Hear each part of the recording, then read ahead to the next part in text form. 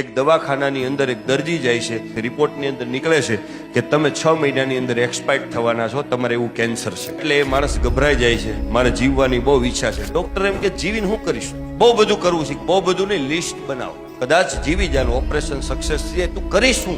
એટલે સરસ મજાનું લિસ્ટ બનાવે છે. લિસ્ટમાં પેલું લખે છે, અત્યાર સુધી ઘણા લોકો મારી પાસે આવી મીઠી વાણીનો ઉપયોગ કર્યો, મીઠું વર્તન કર્યું, છતાં પણ હું મારી રીતે મારા મૂડ પ્રમાણે મેં વર્તન કર્યું છે.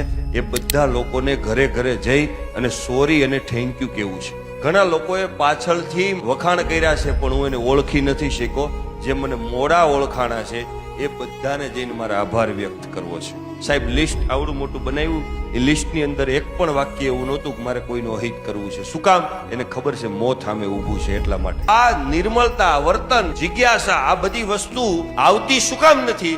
કારણ કે વ્યક્તિને એમ છે કે હું 500 વર્ષ જીવવાનો છું. મારો કહેવાનો મતલબ એ છે કે એ માણસને ખબર હતી કે હું કાલ વયો જવાનો છું. તો સાહેબ આપણને શેનો ફાકો છે? આ પેલો શ્વાસ લીધો, બીજો લઈ શકશું કે નહીં એ આપણી ઓકાત નથી. એટલા માટે મારે કવિતામાં લખવું પડે કે કેટલાય ગયા ને કેટલાય આવીને આમ જ ફરે છે. પેઢીયું બળીને રાખ થઈ ગઈ તો એ બધે આમ જ ફરે છે. માલિક નથી તો માલિકીના પુરાવા લઈને ફરે છે. ઓઢણું ઈશ્વરનું ઓઢીને પોતે જ ઈશ્વર થઈને ફરે છે.